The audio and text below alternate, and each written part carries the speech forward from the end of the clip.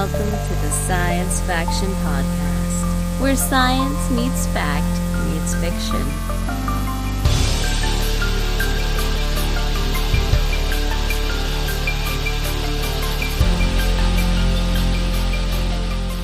This is Science Faction for the week of July 26th, 2026. I'm one of your hosts, Stephen Dominguez, and with me today, two individuals who did not go to Comic-Con. Hi, I'm Benjamin Daniel Ellis, and I'm related to people who went outside Comic-Con, but I didn't go. Doesn't count. I don't know. Mom, does it count? I don't know. Oh, let's listen. Nope. Didn't hear a response. So Yeah, Mom, let me know if it counted. Because, I think it kind of does, because she saw a lot of things, and there's a lot of neat stuff happening outside of Comic-Con. Who else is on this show? Devon Kraft. I also did not go to Comic-Con.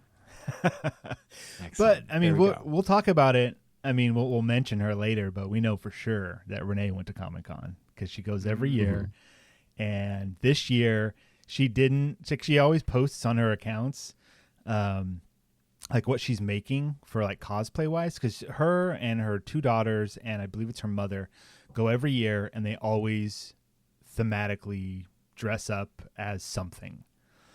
And this year there was no hints, but we know, and we'll talk about it later.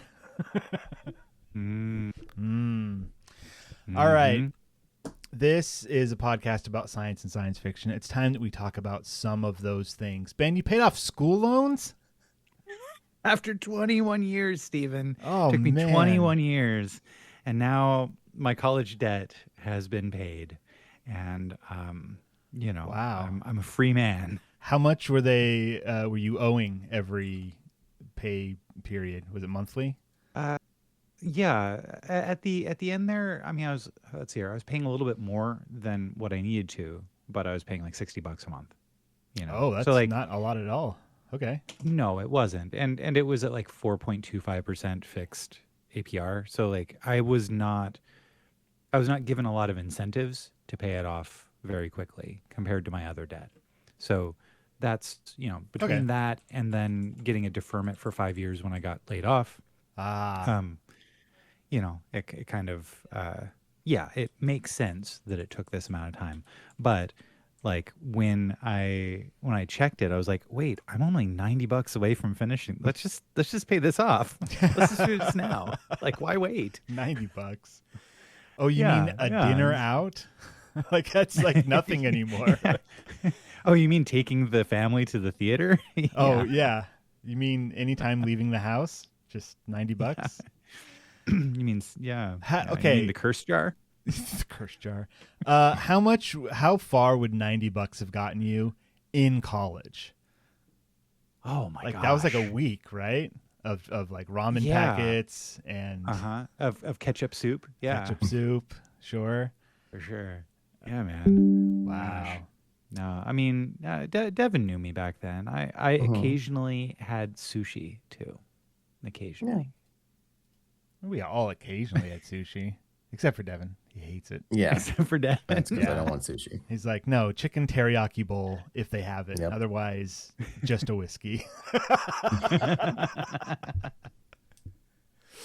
Oh, man. Well, congrats. That's awesome that your student loans are gone. And now you've got an extra $60 a month of just play money now. You can do whatever you want with that. To go to other debt, yes. Well, yeah. But obviously,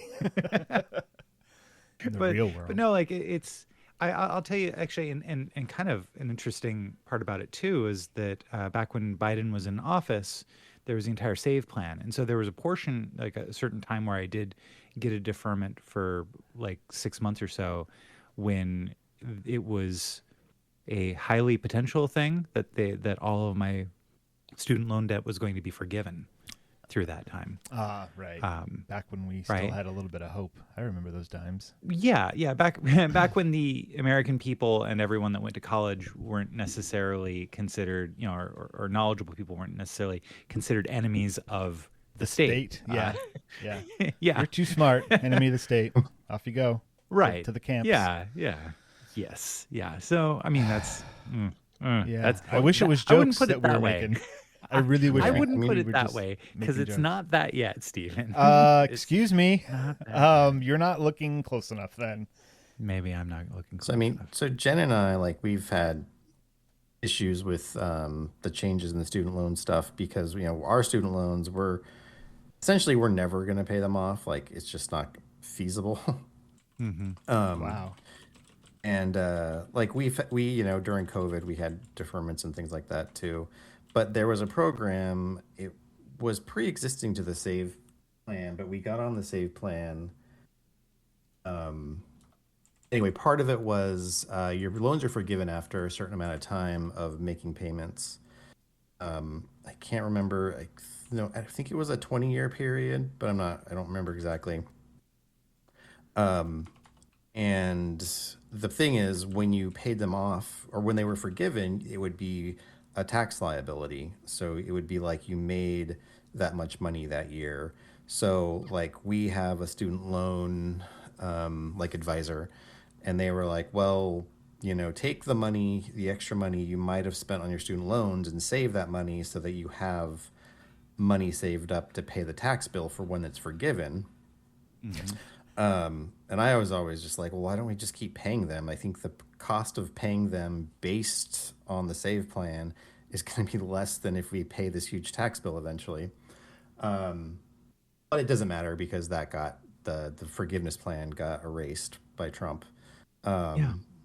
So yeah, it's hard to plan or know what's going to happen because it'll change with every administration basically. So unless there's a Democrat that comes into office and is just like, no, we're just forgiving all of them, it's always going to change, every 4 years pretty much. And like I said, we have so much debt and student loans that it's like, I don't feel like I'm ever going to pay it off, but which is fine. It's just like, it's just it's like just a thing that happens every month for the rest of my life. I'm not going to worry about it anymore, but yeah, it's nice that you paid off your student loans. It's cool. Yeah, I did. I mean, I went to a little bit Wow. less college than you did. Yeah. There. I mean, for the you did listeners a lot more than I did. who don't know us personally, yeah, Devon went to regular college and then he went to law college. So he's got extra debt, which is why we were buying him stuff like Xboxes and things as presents. Way back in the day. Yeah. Or GameCube sure. Was a game. Did you get a GameCube once? It was a GameCube, yeah. I think you got a GameCube once. Thank you. That's right. Yeah. I think you gave it back eventually. Didn't I? Like a long time afterwards. Oh yeah, a long time after it was obsolete. Yeah, for sure. I think you were like, I don't need this anymore. Do you still have a GameCube there, Stephen? I've never had a GameCube. Oh, who did you give it back to, Devon? I don't know. No, I thought, okay, so this was... I was just playing along. I don't remember giving it back to anybody. Do you still have your GameCube? I don't. I definitely don't. Well, then where did it go? Man, nobody cares about obsolete things except for you and my daughter who won't throw away trash because she wants to keep it. It's the same problem. Yeah, except my trash goes bleeps and bloops. That's, well, that makes it better. My trash I can install Linux on and then it's no longer trash. Go, okay. That's right. It's just, exactly. It becomes usable again. It's just trash with Linux glitter on it. Like, come on. It's still trash. Oh, Devon, I'm sorry you're never going to pay off your student loans. Hey, maybe we'll get a socialist around here one of these days to figure things out. I want to talk a little bit about something that I got recently, so I'm gonna move my stuff up, and then we'll let Ben talk about Star Trek because I was trying to hold him off as long as possible. Just let me in there, so he doesn't go overboard. So there's an RPG called Mothership. We've played it, I believe. You guys played it here once. Yep. And so it's very like Aliens or The Thing coded. Type role-playing game. It's a horror game, but it's also very deeply entrenched in science fiction, which is great. About, I want to say like a year and a half ago, no, longer than that, probably a solid 2 years ago, I backed from the creators of Mothership. They were creating a a source book called Wages of Sin, and it's a bounty hunting source book. So essentially what it was going to do, according to their Kickstarter, backer kit, whatever it was, I don't remember, was, hey, we're going to do like 100 bounties. We're going to create a whole bunch of planets and how they're interlinked and star systems and bases and like all this stuff, so that if you just want to do bounty hunting with this game system, here you go. And we're going to make it versatile enough that if you just want to like excise one bounty from this book and throw it into an existing campaign, that's totally doable too. And I was like, I love bounty hunting in media. This sounds like something I'd be interested in. This sounds like something I can convince others to be in. I'm going to back this. And I did. And then I had to wait. So it was one of those deals where it was backed again in a different presidential administration. And then when the books were finally printed, there were some shipping issues because suddenly tariffs were a thing. And this turned into one of those like, hey, we don't know. We used to know how much this was going to cost in shipping. We don't know anymore. And things got delayed and things got worked out. I didn't have to pay any more or any additional. So whatever happened. And it finally got shipped out, and I finally received it this week. So I've been waiting for so many years. And like, if you're not somebody who backs these kinds of projects on a Kickstarter or a backer kit, then you might not be aware that you're going to put money down, and then you got to wait. Like, because a lot of times these projects have, like, not more than an outline. There's usually like some kind of material that they show, like, hey, this is the thing we're making, but we need to like finish it and then produce X amount of them. And so that should cost, whatever it costs. And so, waiting is part of it. I think just about everything that I've backed takes a good year and a half to show up. I did it with ARCs. How many things are you currently waiting on? Currently, this was the last one. Because after all the tariff stuff started happening, I didn't back anything because I was like, these numbers are just guesses, and I'm on a fixed income, so I have to plan for these things. Currently, I'm not waiting on anything. There were some that people were thinking I was going to back, but I didn't because of unknown things. Anyway, this Mothership Wages of Sin book is incredible. If you are a science fiction fan that does role playing within that genre, this book is a must-have if you want any sort of bounty hunting. There's even a prison system. They included that. I think that was one of like the stretch goals or something, but there is in the back of the book a planet that is a prison planet essentially, but there's like one big prison on it. And there's rules for like, if you get arrested and thrown in jail, you could be put here. And it's like all the cell blocks, they all have NPCs. Everything's all statted out. It's crazy. But and of course, one of the things they say is like, because we put so much effort into this, you can actually start your game here if you wanted to, of like, hey, everyone met in jail. Let's break out and become bounty hunters, or let's break out and whatever. And that could be how your game starts. Is there any electronic frontier? Like PDFs? No, I mean what deters the people from breaking out, like just in general? Of like, the is it prison like itself. Ruapenthe where is it like Ruapenthe where there's no electronic frontier, so there's no force fields or something.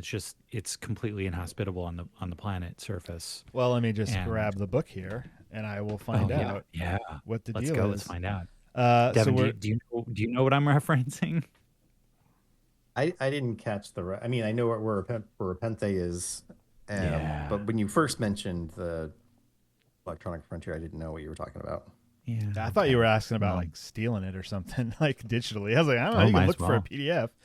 The ODC, Offender Detention Center, the Carousel Moon, Offit.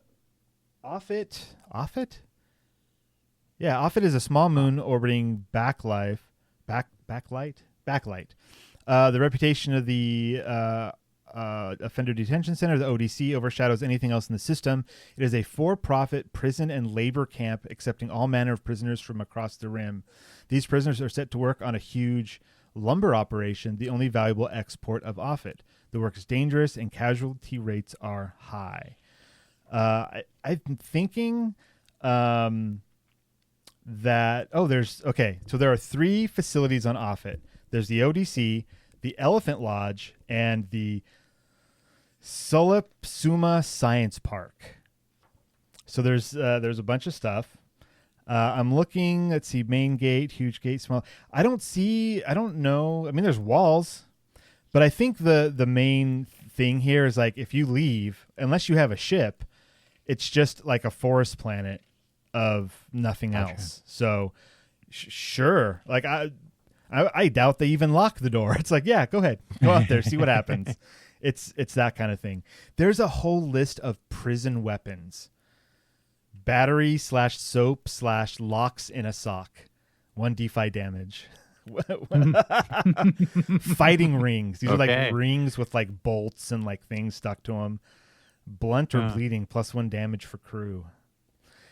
Razor blade whip. Yeah, so this book has a ton of content. It's 336 pages. It's a textbook of just cool Mothership stuff. So if that sounds fun, if that's something you want to play, contact me personally and I'll make it happen. Okay, Martha. I'm just talking to Martha now. There you go. I mean, that's all that's the only person I talk to on this show. So, so that's Mothership Wages of Sin. The company is Tuesday Night Games, and night is with a K because. And if you are interested in learning more about Mothership, go to their website, mothershiprpg.com/learn. There's free PDFs and videos. The free PDFs, there's like a player's guide. So if you were invited to a game and you just want to know what to expect, download that thing, give it a look, a once over. It'll teach you how to create a character. And that's pretty much all it gives you is like, here's how to create a character. Here's how to play. Here's some stuff. But you couldn't run the game just with that book. You need the GM guide. I forget what it's called. It's called something else. The Warden's Guide, maybe, because you're a warden. That's the person running the game. That's their title. Oh, anyways, okay. It's been fun. It's been fun looking through the book. And they're a warden because it's the prison, or they're a warden just generally for Mothership? No, for Mothership. Instead of being called a dungeon master, you're called a warden. Okay. I don't know exactly why, but it's just one of those things. So yet again, I'm labeled an enemy of the state. Thank you, Stephen. What? All right. Because if you're the warden, then I'm obviously a prisoner. Well, we're all prisoners. None of us are getting out of here alive. True. So you said that you're waiting on nothing. I am currently waiting on the Power Keyboard, which is a new product from clicks.tech, which is essentially like the Clicks Power Keyboard. The basic gist of it is it's a battery bank that attaches to the back of your phone, but you can slide out your phone and it's like an old school BlueBerry or BlackBerry keyboard. And I'm really excited about it. I can't wait to get it. I've been waiting since January. Yeah. And it finally made its way into the US 3 days ago. So I'm still waiting. See, you guys aren't getting the point of the tariffs. You're supposed to be buying American. Well, I had heard that it was an American company that did this, and I just assumed that like, oh, hey, I'm going to start seeing this pretty soon. And I just found out that it was not in America until 3 days ago. 3 days ago when it arrived. Well, so I mean, what I found, and I know Devon was joking, because he can't be serious, ever. He sounds serious. I need to. Yeah, he sounds very serious. So that's kind of I just take sounds it at face serious value all the time. Always Very a joke. dry. Yes. Oh, it's like sandpaper is humor. I forgot what I was going to say. Something about the tariffs. Oh yeah, a lot of times these companies, they're U.S. based companies, but then after the product is designed, it's printed overseas, just because it's cheap, and those facilities don't exist here. So, anyways, and I was right. It's called the Warden's Operation Manual. That's what you need to actually run the game. Anyways, tariffs are really stupid. What's really stupid? I just said tariffs are really stupid. Just to make it clear that I was kidding before, but they're really stupid. Yeah. Thanks for taking a stand, Devon. Yeah. Appreciate it. Ben, tell us about something that you've been waiting for, not a year, not 2 years, but 12 years. 12 years, everybody. So this week's had a lot of new Star Trek come out. And don't worry, we'll get to it. But the thing that I didn't realize was came out today as we record this, Sunday, July 26th, Star Trek Axanar: The Gathering Storm, the second film in the Axanar series. Axanar, which you may recall from 12 years ago, came out with a little film called Prelude to Axanar, which was essentially a very well-made Star Trek fan film that's a war documentary in the Star Trek universe. And it had some pretty big production values, had some of the cast from a bunch of Star Trek properties, as well as Battlestar Galactica, and was a hit, such a hit that they went to Kickstarter to try to get a full feature-length film made. They blew past tons and tons of they made a lot of money from it, and Paramount CBS said, "Hey, you're making money on Star Trek? That's our job. That's our money." So so they sued the hell out of him, Yep. out of the people working on it, and thus and also set up very stringent guidelines for fan films because of this this production.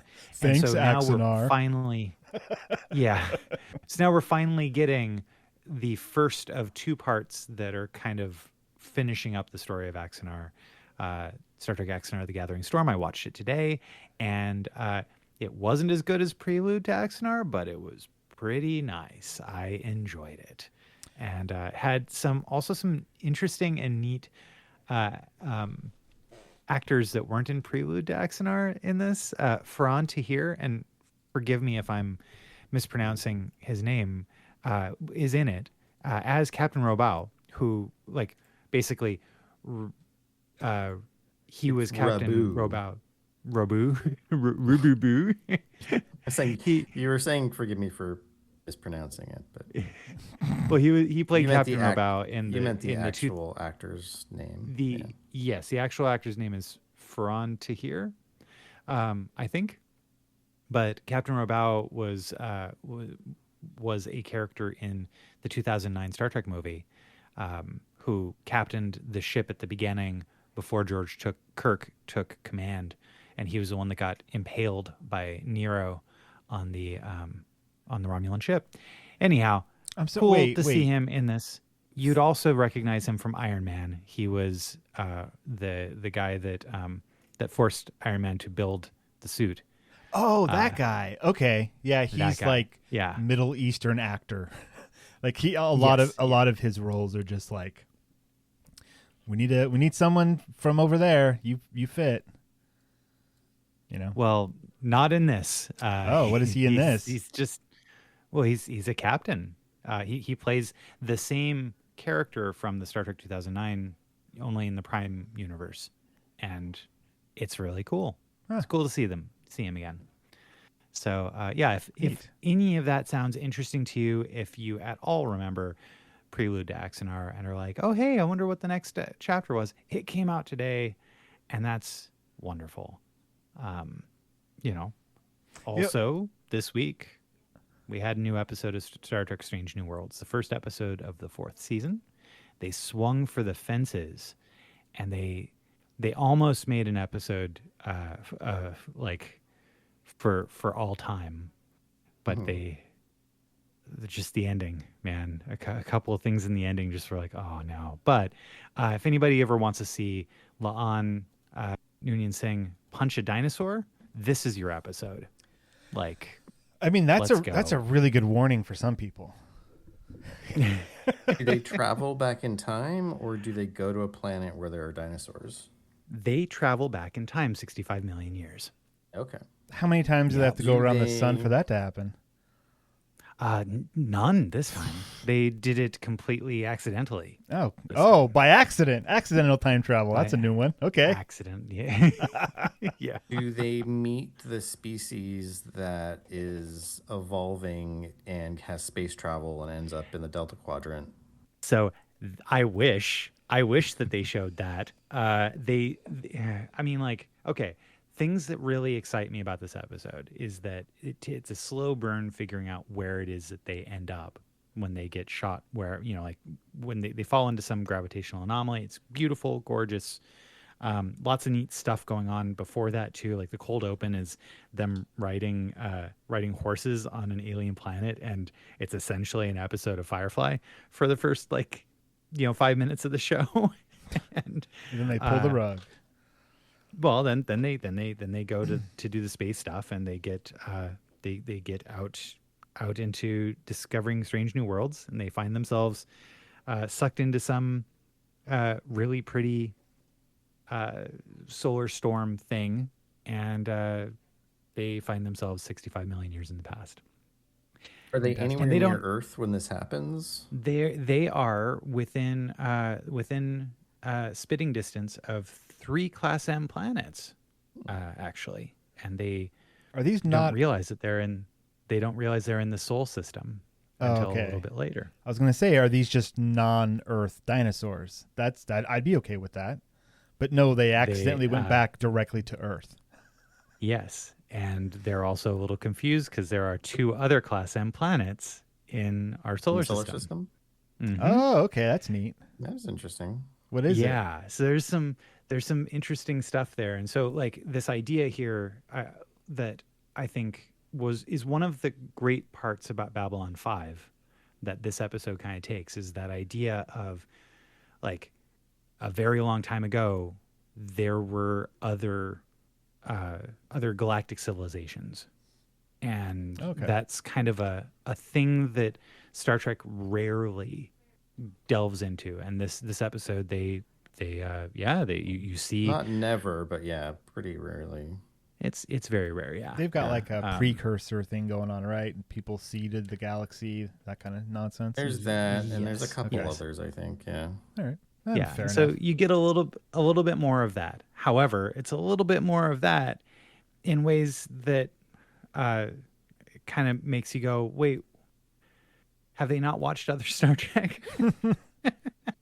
Like Devon had mentioned, there is a Voyager episode in which, you know, there was a group of dinosaurs that had left the Earth before it was before a meteor slammed into it. Yeah, the extinction. And so you see the extinction event in this episode. You I think that I'm really kind of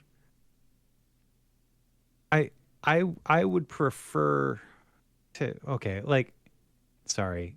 I also got a text message that's like that's bugging me. But I'm ignoring it for the sake of the listeners here. I'll just say this. Well, one of the things that happens is that they use the antimatter from the ship in order to, and it is inadvertently used to blow up a planet. And that is problematic to me, because if that's something that any ship can do, why was it such a big deal that red matter blew up Vulcan in the Star Trek 2009 film, if just any little thing could do it? And look, it's J.J. like stuff Abrams like that. loves red magic stuff. And he did it to the Star Wars. He did it to the Star Trek. Get that man away from franchises. Where's he been? I'd wish that that just like planets blowing up. We just stop. Yeah. Like, I know. Why can't we just crack them in half? That's enough to destroy the planet and be way more interesting.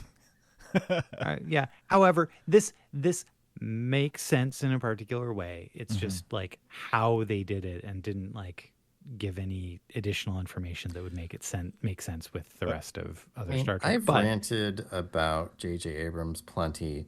Yeah. But does he honestly just not understand basic astronomy? Like, how many times has there been something in either Star Wars or Star Trek that he's done where it's like they look up in the sky and they see some astronomical event happening hundreds of thousands of light years away, or like, because I think Spock sees Vulcan implode when he's on a planet. He looks up in the sky and sees the planet implode. I'm like, no. What do we know about Vulcan's vision, man? Maybe they can see like really far. Their eyes are large and so many pointed things like I've their ears. complained about. I think does he just not? I think what happened is that Spielberg told him one time that like if it makes sense for the shot, for the storytelling, just do it, and he just like took that and ran with it, because there's stuff in like Jurassic Park, right? And we're gonna talk about Jurassic Park later. I see that in the notes. That's cool. Yeah, I do. The T-Rex thing, the power goes out. He knocks over the fence. Or she knocks over the fence, walks between the cars, throws a car over the wall down into a deep ditch. Didn't she just walk out of there? Right? Yeah. And that was mentioned to Spielberg on set, and he's gonna say, and he said like, no one's gonna care. There's a giant effing T-Rex on the screen, right? And he was right. Like in that moment, that worked exactly how he wanted it to. It's only later that people have a problem with it, with VHS, DVDs, now streaming things, that we can watch these things over and over and over and super overanalyze. That's got to be crippling to directors nowadays. Yeah. But I suppose. I think I would say that the things J.J. Abrams does is different than that. It doesn't. It's very lazy to do things that he's doing to move the story along, and at the moment I do notice it. It's not something where afterwards I'm like, oh well, wait a minute. No, at the time I'm like, no, that's not how any of this works. What are you doing? Like, I remember that exact moment in Force Awakens where I was like, oh, but that's not how lasers work, and now how planets are, and all this is crap. You are wondering what J.J. Abrams is currently ruining, and so it would be Batman Caped Crusader. That's what he's currently Crusader. What is that? An animated project? The TV series with the new is Batman. That's that thing from the '60s with Adam West. Yeah, that guy. So they're making a sequel to that. Yeah, they've never done anything with it since then, so it was about time. Yep, it's about time. It's about time. Yeah, might as well, right? Speaking of time, that's about enough. Yeah. We're gonna take ourselves a little break, and when we come back, we're gonna keep the chuckles going, because it looks like we've got some Jurassic Park things to talk about, some dark tourism, San Diego Comic-Con. So we'll be right back. Oh wow, another free listener. Incredible. Look, I love that you're here, but let's be real. You could be getting so much more. Bonus episodes, unfiltered takes, behind the scenes chaos. All you have to do is join our Patreon at patreon.com/Science Faction Podcast, or don't. But if you don't, just know that somewhere in a parallel universe, a better version of you already has. And we're back. Heyo. Hi. And a big thank you to our patrons, Renee and Josh. So Renee, you went to San Diego Comic-Con. As of this recording, she is there right now because it's happening. Wow. Dang. She dressed up Sunday night. I'm pretty sure. I don't know. People have work and school. I guess it's the summer. Just answer your own question, sir. I don't know. Maybe it ended today or this afternoon. I don't keep tabs on this stuff. I don't know. You're probably right. I was kidding. Who cares what day it is? Listen, sandpaper. All right. Yes, Renee. I teased her costume before. When she posted it, I immediately took a screenshot and sent it to you guys because I knew that you would immediately appreciate it, because her and her family were all Spaceballs characters. Yeah, Dark Helmet and Barf and Lone Star. Yeah. Yeah. It was pretty rad. Except I think the elder sister was not part of it. 'Cause I saw she was in some other crazy looking thing that looked monstrous and fantastic. But Renee's Barf is spot on. Like she even has the look on her face, like she's mimicking something John Candy, right? Yeah, John Candy did. It looks fantastic. It's so good. Renee, it is so good. You should be so proud of yourself. And that's awesome. Yeah, and simple. Like it's the jumpsuit, with the ears, and then like the makeup, and it was just spot on. So yeah, well done. You should. I tip my hat to you, Renee. What are you gonna milady her next? All right. So speaking, is there a tier for that on Patreon? Because to be miladied. Well, it's a new tier. It's a tier now. All right. Since I mentioned San Diego Comic-Con, I'll just talk about a few things that were announced. The first thing, there was a huge panel for Doomsday. They had like 20 actors out, which is like a fifth of the cast or something. So when does that come out? Is that coming out this year? That is coming out this year. Yeah, it's coming out December 18th, I want to say, is Doomsday, as the marketing has told me to say it. So all the marketing and stuff is kicking into high gear. You're going to see Doctor Doom on everything from now until Christmas. So get ready for that.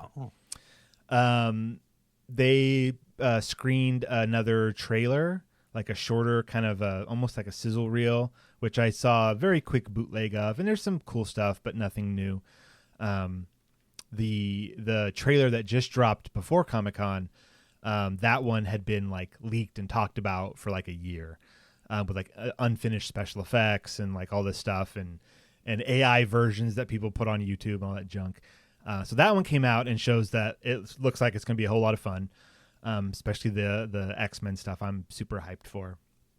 Giant sentinels and whatnot. It's going to be great. So there was a big panel.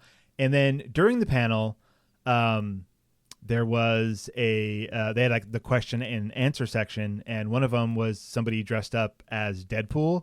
But instead of it like the normal costume material, it was all denim, like denim jeans. So they immediately called them Gene Pool. And if you look at Comic-Con, this same person was running around the floor like taking pictures with people. Turns out it was actually Ryan Reynolds dressed up as this version of Deadpool. So it's great because on like his, I think his YouTube channel or Instagram or something, it shows there's like they flash by really quickly, but like hundreds of photos that he took with people, none of them knowing that he was Ryan Reynolds. Which is kind of fun. But he asked the cast, because it was like a question and answer section. He comes up, he starts speaking, and immediately it's him, right? And the crowd goes crazy. But then he asked like, hey, this seems like a whole lot to announce a movie. When is this thing shooting? And they're like, oh, it's already done. And he was like, oh. Like the whole back and forth, and it's obviously part of their marketing, but it's just really well done, was saying like, hey, how come I'm not in the movie? Like, you already shot the movie. I'm not in the movie. How come I'm not in the movie? And at the very end, they're like, well, we might do some pickup shots, and then cheers from the crowd, and he walks off. And if you know anything about the big script leak that happened about the movie, there's a chance, if that leak is correct, then there is going to be like one major scene that he would be in. But that would have been planned from the beginning. So I think it's just marketing hype. They know Deadpool's a popular character. They don't want to spoil if he's in the movie or not, which now it's pretty much like, of course he is. He will be. Yeah. I mean, of course, yeah, they didn't do that whole stunt just for him not to be in the movie. But I do think if it's just like a small thing, that would be probably perfect, because he's not the kind of character that can really be in a serious like epic movie. Yeah, and I can tell you guys, I'm not going to do it on air, but if you guys want to know off air, I'll tell you what it is. It's pretty cool if it's true, and it's perfect. It's exactly what you would need.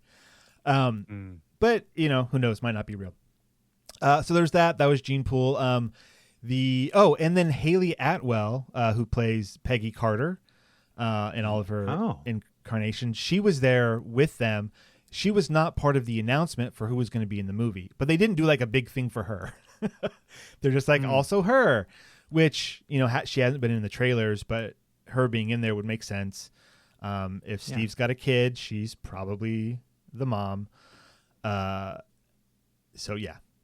So that was kind of like oddly interesting. It's like she was there, but they didn't like do a big announcement. It was just kind of and also her. The other big reveal was Ghost Rider. So there's going to be a new Ghost Rider movie, sans Nicolas Cage, as far as we know. Oh. Maybe not. I know, Devon, you're very disappointed. I know how much you loved those. How many movies were there with him as Ghost Rider? I never saw any of them. That's what I thought. So, but I think Nicolas Cage is funny. So yeah, and he just did the Spider Noir on Amazon Prime, and he voiced that character from the Into the Spider-Verse. Yeah, let him cook. He's fine. Nobody bothered Nick Cage.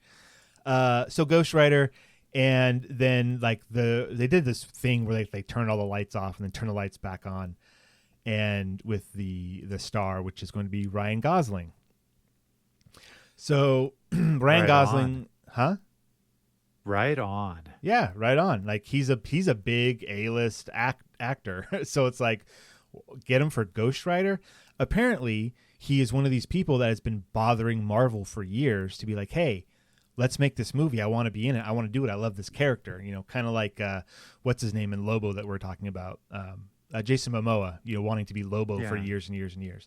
Apparently, Ryan Gosling's like, I love Ghost Rider. I want to be Ghost Rider. Let's do Ghost Rider.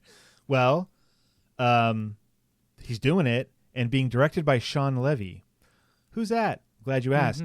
He did the Wolverine and Deadpool movie. So cool. And he also just filmed Starfighter, a new Star Wars movie with Ryan Gosling. And apparently that went so well that they were like, let's just keep it going and let's do Ghost Rider next. So nice. Once we see Starfighter, I think we'll know what to expect from Ghost Rider. But seeing as what we already saw from Deadpool and Wolverine, like the director can direct these kinds of movies. So let's go. That's great. Starfighter with Ryan Gosling. That's like the first Star Wars movie, I guess, because I did like Andor. But the first Star Wars thing in a long time that's like piqued my interest. Like, oh, that could be good. What about it is piquing your interest? Well, Starfighter just sounds cool. It sounds like Top Gun, but Star Wars. And just the name. Just the name. Excellent. I'm judging this book directly from its cover. we just rewatched Project Hail Mary, and Ryan Gosling's awesome. So I mean, he's a great actor. He's always good. I've never seen him in anything I didn't like him in. So yeah, there you go. You loved him in The Notebook, didn't you? Oh yeah. Through all the tears that humans make. I mean, that I cry. Starfighter, the quick pitch on that one is he's escorting some kid from point A to point B, and there's starfighters in it. That's all that we really know about the movie. There's theories, but I don't think there's been any solid leaks. The main thing is that we don't know, or what they're keeping kind of not on Front Street, is the era in which this is taking place. And I think that's supposed to be a reveal at some point in the movie. Like, it's never really like whoever's good or bad or whatever are not like big things, I would guess, like Empire, First Order, Clone Army, like, it's just.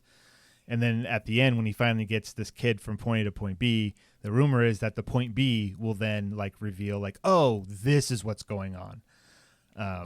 As if you like drop them off at the Imperial Academy. Yeah. That's their final destination. Exactly. And then it quickly follows through his life, and he's like one of the TIE fighters that gets blown up in the trench run. Well, it would be as if Rogue One, they advertised without ever showing that it was the Death Star plans that they were after. And like, you don't figure that out until like the very end of the movie. It would be like that, I guess. Anyways. So, that's the stuff from Comic-Con that jumped out at me, that I found interesting. So I mean, we can move on. as previously announced, the Avatar: Aang: The Last Airbender film is now on Paramount Plus, and did get a limited theatrical release in New York and Los Angeles over the course of this next week. So if you're anywhere near there and you want to see an incredible animated film, the that is there. It's here. I'll put a little link to what's it called, the inverse.com article. But also at San Diego Comic-Con, they announced Avatar 7 Havens premiering this October on Paramount Plus, which is a new TV show that takes place several years after The Legend of Korra. And I am here for it. Any more, Last Airbender, gimme. How long Jen's have you mom, been? Go ahead. Sorry. Jen's mom, like just the other day, she's like, "Do you watch The Last Airbender?" And she said she watched both of them and she wanted to get the book to read. What would the two things be that she watched? Are there like two live action movies, or there's just the cartoons? I guess I could have asked her for more detail, but I was kind of confused why she was talking about it. You were confused why she was talking to you. Why are you talking to me, peasant? Get away! Yuck. The last Avatar: The Last Airbender is a full series. Ran for several seasons, and then The Legend of Korra is another series that ran for several seasons. And same universe. Same universe, yeah. Later in the timeline, yeah. Yeah. And it's got a very different vibe and feel to it, because it kind of takes place in a metropolis that feels very noir, like very like 40s era, but instead of the technology of that day, it's all driven by the same magics that they, the same elemental powers that So instead of like giant furnaces that are made by whatever, you've got fire. Yeah, but you've got firebenders that are manually working different things, and you have blimps, and you've got like all sorts of cool things. So this Avatar 7 Havens takes place after that, I'm assuming, and so cool. In terms of book, I don't know. There were a lot of comic books that continue the story. Manga. There's like a big manga series, I think. Yeah, several of them. Yeah, and then actually, you know what, Devon? And then Avatar: Aang, the Last Airbender, the film was really good. And then there's also right now the second season of the live action version of it is on Netflix right now. There's a wealth of bent air around right now. That's crazy. I would tell you not to bother with it because it's not like a terrible adaptation of the animated. You said there's two seasons of it? Of the live action one, yeah. They're I have in the middle a feeling of the that second might be what season. she's talking about. I don't see her watching cartoons. Gotcha. But I could be wrong. Yeah. I watched the first season. It was fine. It was inoffensive to me, but it also did not improve upon the animation at all in any sense. So it just was like, well, they did that. I'm ready. I'm ready for the demise of the remakes and sequels and reboots, and we need some fresh blood in here, man. But Ben, you don't watch One Piece, the live action One Piece, do you? No, I tried that first episode and was like, You got to give it more than one episode. Not remember that you said that, Devon. Not when I was like 130 episodes into the show already, and saw nothing there that really was like, oh, I don't need to see anything more. I get it. I understand. Okay. It can be well made, but that show has so much energy. Like, yeah, it's kind of crazy. It's a good show too. I mean, we just watched the second season and it was just as good as the first, but Yeah, okay. If you could find a way to remove your emotional connection to the animated One Piece and just take this as a different property and just give it another chance. It is something different. It's like if I was trying to convince you to watch the live action Cowboy Bebop. It's like, I get it. It's not the same, but there is still merit to it. They're still good. Yeah. Oh, dude. Oh my gosh. I know that we're like on. You brought up Cowboy Bebop. I have finished all the series and watched the movie, and holy cow, what a ride! And yeah, it's essentially everything from the live action show was essentially what they padded out the last 2 episodes of the anime, and that's what they made the entire live action series based on, and it wasn't the right choice. Yeah. it just was not the right choice. So, but the film was exceptional in its animation, and it's odd too because the film does not take place after the show. It takes place kind of in the middle of the show. They've never cared about their timeline. It's not about that. Yeah. Well, I mean, like the last 3 episodes are kind of interesting because, so it takes like 5 episodes for the entire crew to kind of come together, and then you've got most of the season of the show, and then the last 3 episodes, like crew start doing other things. They leave the ship and they're no longer on the show anymore, and so then the last 2 episodes, it's just like 3 of the characters. And that's fine. Animes do that sometimes. And then there's a definitive end to one of the characters. I can imagine what that is. And which also does not follow at all what happened in the live action. So it's just it's kind of bizarre. It was a real refreshing thing to go from the end of the series and to go like, oh, and here's a new story just with the characters not necessarily keeping it along, just kind of like what they're going to be doing with the Firefly animated series, essentially. So that thing's gonna happen now. It seems like. Cool. Good. So that's cool.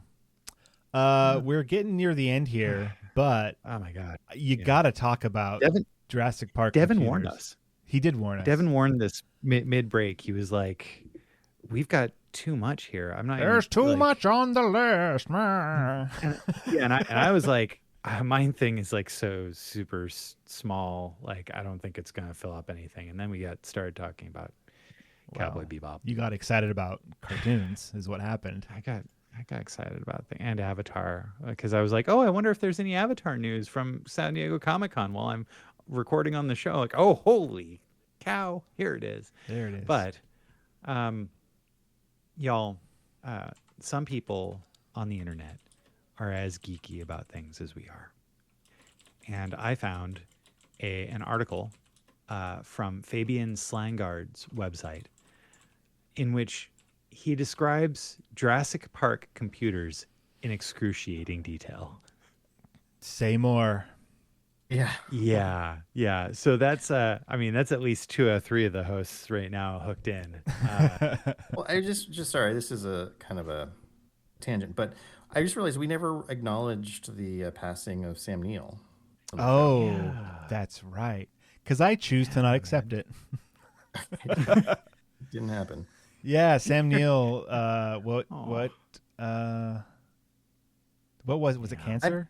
Do we know? Oh man, I don't remember. I don't know if we know, but I mean, we don't have to get into it. It's just he's in one of our favorite movies, and he's a good actor. He's been in other good stuff. So yeah. He's health and death. Let's see. Stage 3. He was diagnosed in March 2022 after being diagnosed with stage 3 angioimmunoblastic T-cell lymphoma, a type of blood cancer, following swollen glands that were first noticed during publicity for Jurassic World Dominion. He actually, cancer was in remission. April 2026, Neil said that after his chemotherapy had stopped working, he underwent CAR T-cell therapy as part of an Australian clinical trial. He also said that a recent scan showed no cancer in his body and advocated wider access to treatment for blood cancer patients. He died of pneumonia on the 13th of July, 2026, aged 78. So it seems that he was fighting cancer for a long time. Seems like they fought it to the death, and then pneumonia got him. Yeah, unless like something in the treatment like made him more susceptible to pneumonia or made his body harder to fight it off. But yeah, I mean, also if you're older, you know, dying of pneumonia, that's not uncommon. Yeah, that's not uncommon. It was either that or the Raptors were going to get him. So I'm kind of glad it was. I'm bummed it wasn't the Raptors actually. Okay, so thanks for taking us on that detour, Devon. Appreciate it. Yeah. Whenever I can bring up death, I'll be happy to oblige. Thank you, Devon. That's wonderful. So a bunch of this article goes through a bunch of the different computers that are sitting on the desks of different characters throughout the film, including an Apple PowerBook 100 that was visible in Alan Grant and Ellie Sattler's mobile trailer. But what was interesting to me, like kind of the most, was the discussion of the SGI R4000 Indigo, which is Ray Arnold's workstation. Ray Arnold, played by Samuel L. Jackson. Mm-hmm. You see it visible in two shots, and there's some really interesting trivia about it. It's the computer that you see that as the Velociraptors jump onto the desktop, and you can check that the Velociraptors never skip leg day because they're just jacked. They're jacked. Yeah, man. Now, what's fascinating is that there's like a 3D hurricane animation that's on here that essentially a makeshift room was built adjacent to the set, equipped with a battery of Silicon Graphics and Apple Macintosh computer systems, and stored on computer disks were animations generated over a period of 6 months by a 4-man computer graphics team. Responding to cues received via radio from the set, the team were able to feed graphics directly to the appropriate monitors on stage, making it seem as though the actors involved were actually calling up the imagery. I had no idea that's how they did that. That's awesome. Right? That is just so rad.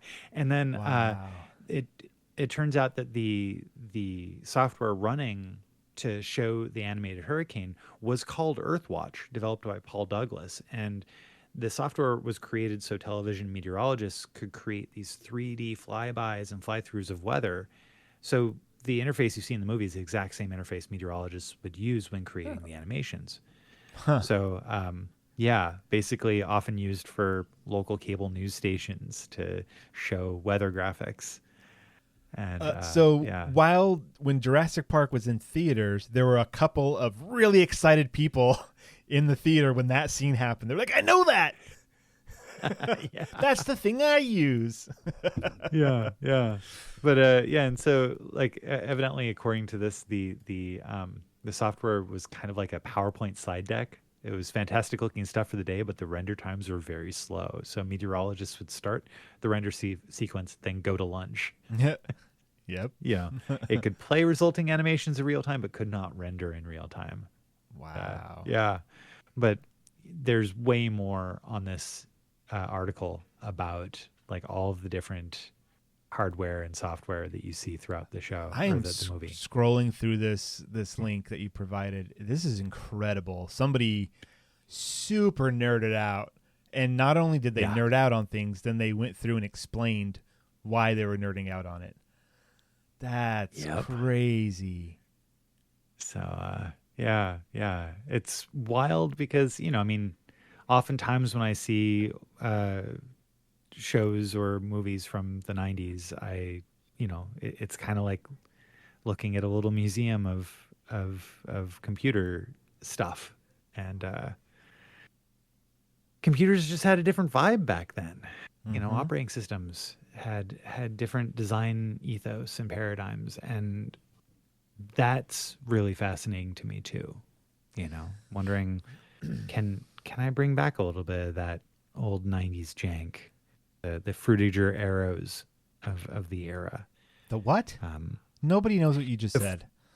Fruitiger Arrow is kind of a name for the design ethos of Windows XP and Windows Vista, that like really colorful, bright, the blues of like the ocean from Sonic Adventure, like that sort of vibe was big in computer systems of the era.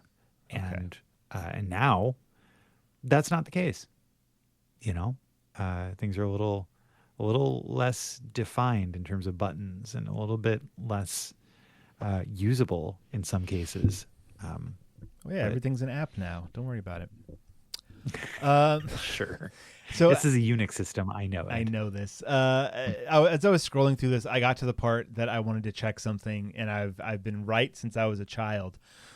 When I rewatched Jurassic Park after I pre-ordered it at Sam Goody in the mall, using $10 of my own money, and I watched that VHS so much, I noticed that when Nedry was on his call with the dude at the dock, and on his computer screen there is like a guy, it's like raining, and he's talking on a phone. He's like, come on, just give me the 10 minutes and I'll get there, and he's like, no promises. And then he like, hangs up, right? That scene, everyone know what I'm talking about?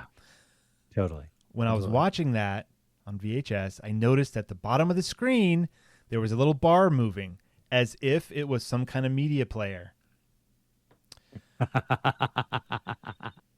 QuickTime video player. Dennis negotiates with his co-conspirator located in the harbor to give him time to make it there. It happens via a VC on the Mac. Why not on an SGI? Because the whole thing was faked via QuickTime video player running on System 7. The cursor on the progress bar is clearly visible. This is a 1-minute clip. Even the mouse cursor is still on the play button of the QuickTime window. Oh, I love it. Oh my gosh. I knew it. Yeah. Knew it. Something that's also kind of really cool is that there is a website called JurassicSystems.com where you can essentially run the Central Park Control Console from a web browser. And wow, this is pretty cool. So man, the internet's got a lot of crazy stuff. What was that, Devon? I said, is it like a game? Or it's just you just randomly touch stuff and see what happens? So it's a HTML5 and JavaScript based recreation of the IRIX and Macintosh environments featured in the original Jurassic Park film. In particular, it's a recreation of the scene in which Ray Arnold attempts to circumvent Dennis Nedry's Leet security on an old IRIX desktop, only to be taunted by an Elvis-bodied Nedry. And it's just a simulated desktop environment with system sounds from the movie. And there's evidently a hidden feature in it. If anybody finds it before I do, you win. You know what I say about finding hidden features? No. What do you say? You didn't say the magic word. Damn it, please. Okay, with that, Devon, you are safe. You don't have to talk about your dark tourism. You got your darkness in with Sam Neill. Thanks for that. By the way, everyone go watch Event Horizon, the best Sam Neill movie ever. Hunt for the Wilder People would like to have a word. It's in the first season of Peaky Blinders. That's good too. Oh, yeah. And what was it? Daywalkers? Or Daybreakers? Yeah, he was in Daybreakers. What's Daybreakers? That sounds vampire-y. It's essentially there's a vampire civilization, like modern day vampire civilization, and it's pretty cool. From 2009. Daybreakers. What a movie! Cool. All right. Well, now it's in the notes, so it's part of the extended universe, extended science fiction universe. It is. All right, guys. That's it for this week. We are done. We did it again. Devon, tell us something. What did Yoda say when he saw himself in 4K? HDMI. Have we done that one before? That's the best. Have we done that one before? I love it. I love it. I don't know. I don't know either, man. I don't think Okay. so. Right, but I have heard that ad nauseum. So yeah, I just saw it today. I actually had a different one planned that I wasn't sure if it was appropriate for the show. So I was like, I'll do that one. Well, but the one I was gonna do, since I assume the show's over now. No, it's not. That's for the patrons. Ben, give us your final thoughts. Your final words. 16 sodium atoms walk into a bar. Batman follows them in. Good night, everybody.